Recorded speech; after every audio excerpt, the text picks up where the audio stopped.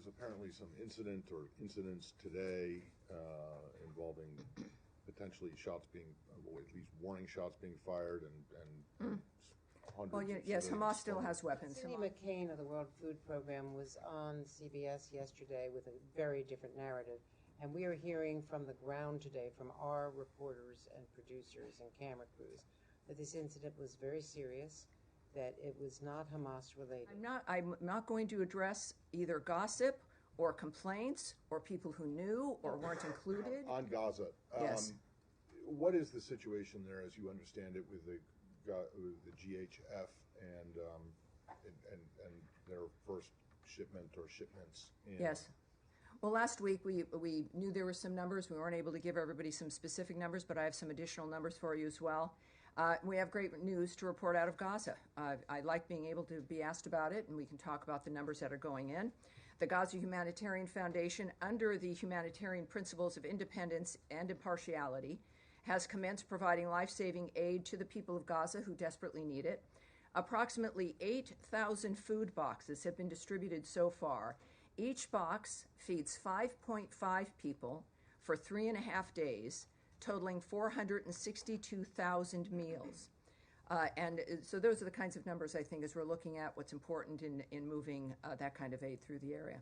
Right, but there was apparently some incident or incidents today involving potentially shots being, well, at least warning shots being fired and hundreds Well, yes, Hamas still has weapons. Hamas is in a situation here where all of this could have stopped, of course, if they had released the hostages and put down their weapons, but they refused to do so. They've also rejected ceasefires. So that's without confirming what might be gossip or single reports. The fact of the matter is Hamas has been opposed to this dynamic. They have attempted to stop the aid movement through Gaza to these distribution centers. They have failed, but they certainly tried. The bottom line is, the real story here is that the aid is moving through, and in that kind of environment, it's not surprising that there might be a few issues involved, but the good news is that those seeking to get aid to the people of Gaza, which is not Hamas, have succeeded. And last one, really briefly. Yes. I won't take up any more time, but my understanding is that hearing. the administration is not particularly happy with the position that the UN and its agencies have taken with regard to these shipments. Is that correct? Well, it is. From the very beginning, we had I'd mentioned and we had heard about the resistance by certain NGOs and the UN. It is unfortunate because the issue here is getting aid to Gazans. And then suddenly it moves into complaints about style or the nature of who's doing it, or elements of administration and being opposed to getting food and aid, as we've demonstrated here, is happening and will continue to happen because someone might feel left out, is, I think, the height of hypocrisy. So the bottom line is that clearly people who care about the nature of solving this problem are taking action and moving it forward, and that's what counts. That's what matters. Yes, Andrea. Yes, ma'am. Cindy McCain of the World Food Program was on CBS yesterday with a very different narrative. And we are hearing from the ground today from our reporters and producers and camera crews that this incident was very serious, that it was not Hamas related. Cindy McCain said that Hamas is not breaking up the food deliveries, that people are starving and there are food riots because people are desperate. And the criticism of the GHF has been that it is not independent or impartial, that it was started by the Netanyahu government with people who are supposedly independent, and that it is only operating in the South, deliberately designed with 4 distribution points in the South in order to have people in the North move south for the aid and therefore accelerate the movement of people and the putting people in the South rather than in the North where they wanted to be.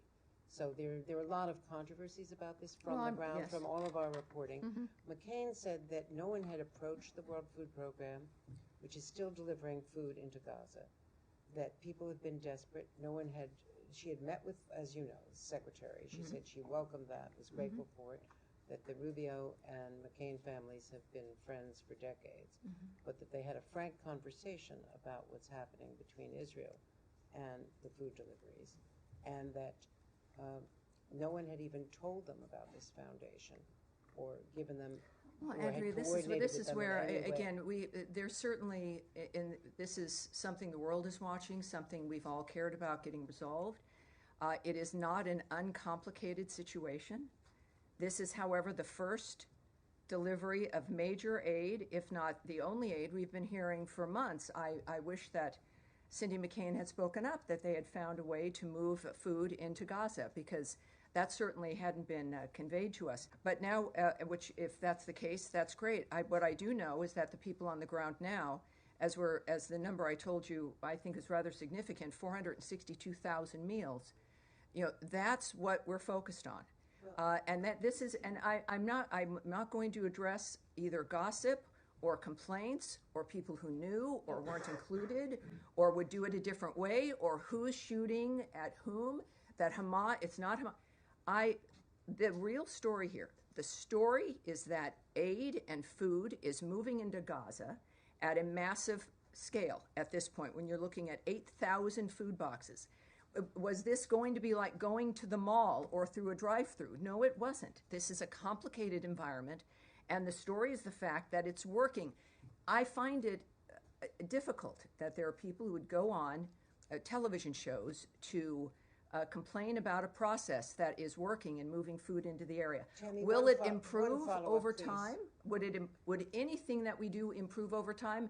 Yes, in all likelihood. And I think anyone would welcome someone like Mrs. McCain or anyone else who has a method within which to contribute to this effort to be able to do so instead of going on television and complaining. Tammy, and that's one follow-up, please. the real story is that this is succeeding, and I think we should all at least have the courage to embrace that. But until now, there has been a blockade by Israel of the food. So no one has been able to get through Well, I those thought you just said process. Cindy McCain said that she was able to do that, but I would also say that this process managed to overcome that dynamic, and the dynamic has changed. Whatever it was that was hindering the nature of was aid to blocking the it. Gazan people has been overcome. It clearly needs to expand.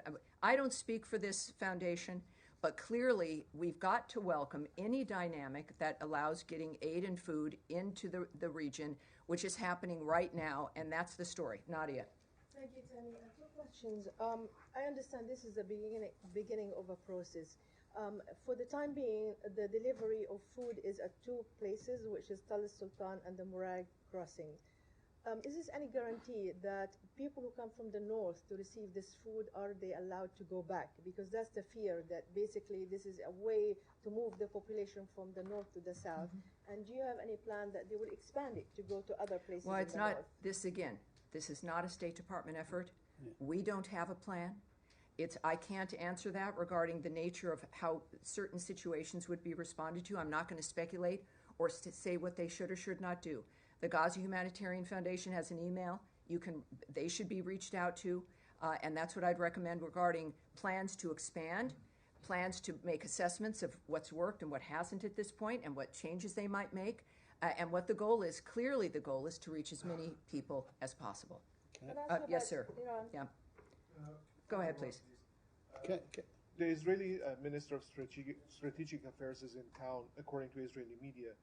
Has there been any meeting between him and Secretary Rubio? And can you update us on the state of talks between Iran and the U.S.? Is there a new meeting planned ahead? Well, I will not discuss, as you might imagine, any meetings or conversations the Secretary's having that are not public or may not be happening. Regarding the latest rounds of talks regarding Iran, we can tell you that Senior Advisor and Special Envoy Steve Witkoff, of course, and Policy Planning Director Michael Anton participated in a fifth round of talks with Iran on Friday, May 23rd in Rome. The discussions were both direct and indirect and lasted over 2 hours. The talks continue to be constructive. That's not something that we've been able to say that in these particular talks, which is beneficial, and in this case they were constructive as well, and we made further progress. Both sides have agreed to meet again in the near future, and we are grateful to, once again, our Omani partners for their continued facilitation of the process. All right? Yes, dear. Just to follow up on the Gaza Humanitarian Foundation, because Sure. I think you talked about independence and neutrality that was involved in this new foundation, but I mean, quite clearly that's not the case. I mean, the IDF itself has said this has been done in coordination with it and the foundation, so it's clearly being done, and the security of it is carried out by, on the perimeter, Israeli forces and then American security contractors. The problem with that, and what all the experts in the United Nations say, is that you therefore have a situation where the aid is provided by an organisation that seems to be a party to the conflict, and that's what the UN has always avoided, because you potentially made the recipients targets, and we're seeing that already, potentially, in that this has become a very militarised form of aid. So I'm just interested in why you describe this as independent and neutral when it clearly doesn't appear to be so. Well, again, I don't speak for this foundation. What I can tell you is the description of the nature of what they're accomplishing, which is getting food and aid into that region. I'll say that just one more time. There are some disagreements about how that's being handled, how that's being implemented. But I think that most of us would agree that this is good news, that it, in any other mechanism, under any other expectation, was not able to accomplish this. So it's just that there was another mechanism that was able to accomplish this and more. Well, you know, when you're right, we did have a really good mechanism. It was called a ceasefire, which Hamas broke. And it is a ceasefire and a plan that had been operating and offered, which they continually refused to accept, continued to hold hostages, as they still continued to not just hold hostages, but the bodies of the people that they've murdered. And they've refused to do the one thing that could stop this in a moment. They've refused. So we did. It was a ceasefire, and Special Envoy Witkoff, very successful, and Hamas decided, well, that was just too much of that. So the real story here is that there's food aid going in. There will be people, of course, who will look at some of the details and not like it. But then I think it shows us the priorities of certain individuals when it comes to, at first it was, let's get these people fed, and now it seems to be something else in the circle. King Charles has been speaking to the Canadian Parliament in the last few hours, saying that Canada faces another critical moment and is determined to protect democracy, self-determination, and freedom. The true North is indeed strong and free, and that's being seen by many as a clear endorsement of Canada's sovereignty, a rejection of the idea of it being the 51st state. Do you endorse his sentiments? I'm a fan of Prince Charles, King Charles, and of Prince William and Princess Kate. I think they're a great family. That's it. Yes, John, go ahead. If you don't mind, let me go back to the student visa issue. Leaving aside the issue of the cable, the Secretary himself has said that the vast majority of students in the country, foreign students, have done nothing wrong. They shouldn't be worried about their visas. They're welcome to study at American universities. People going to universities this fall, foreign students, should they be concerned that their visas won't be processed in time? Do you think that is the State Department confident that people can still attend autumn semesters? Well, you know, this is every dynamic, and again, we don't speak about individual visa cases. We don't speak about the nature of the choices made about individuals. We do know, though, that we take very seriously the process of vetting who it is that comes into the country, and we're going to continue to do that. We're going to continue to vet, and we continue to have an interest. And again, whether they be student or if you're a tourist who needs a visa or whoever you are, we're going to be looking at you. I think why it seems to be such a controversial thing that's going on, but it shouldn't be. And every nation should take seriously, and does, who's coming in. So if you're going to be applying for a visa, follow the normal process, the normal steps, expect to be looked at, and we go on from there. And processing delays, do you expect students applying now to again, I can't speak to their individual experiences, but of course, it seems like the nature of the reaction to this is that. But I can't. We've always vetted people trying to come in. We've always looked at visas seriously. It's why we have a visa, so that you can stop and look at someone. So I can't speak about what the individual experience will be. But the fact is that everyone knows that it's a reminder, certainly, that we're taking it seriously. Yes, go ahead, certainly. And you just said it. There is a vetting process for anybody who's coming in the country, but what is different now? Is there a new criteria, a new mechanism? What's different? Well, yes, we in addition to not discussing, for privacy reasons and a whole host of other reasons, discussing individual visa processes with an individual, but we also don't talk about the methods. We're not going to lay out here with the media the nature of the steps that are taken, the methods that we use. That would seem to be a little bit counterproductive, perhaps. But it is a goal, as stated by the President and Secretary Rubio, to make sure that people who are here and understand what the law is, that they don't have any criminal intent, that they are going to be contributors to the experience here, however short or long their stay is. And so the details of which I won't reveal, but it's one that will hopefully achieve our understanding of who deserves to visit this country and who does not. And just on Gaza, if I may. Of course. There were, to say it mildly, there were some challenges today delivering the aid parcels to Gaza. If there are more challenges of this sort, or if these challenges intensify, what do you expect? Is there a plan B? Does it stop? Contact the Gaza Humanitarian Foundation. I know it can be, it's difficult in that this is something that we've all hoped for and have wanted to help see succeed. But the fact is, this is not a State Department project or effort. So we're not in a position to make that declaration and even really speculating. The people who've done this clearly want to do it. They want it to succeed. And I think addressing this with them might be very useful. Yes, Saeed. Thank you very much. Just how can one contact the Gaza Humanitarian Foundation? This seems to be the gripe. I don't of the think United anyone would Nations. appreciate it if I gave out an email right here from the podium. I think there's a thing called the internet, and you can type them in, and you will get an email address. Okay. There's a lot of you. I think most of you are reporters. I think a number of you understand research and the typing in of the interweb tubes, which will give you that information, sir. Okay, just a quick follow-up Yes. on 2 points. Now, the gripe of the United Nations is that not knowing who this organization is and who stands behind it, who's going to finance it, and so on.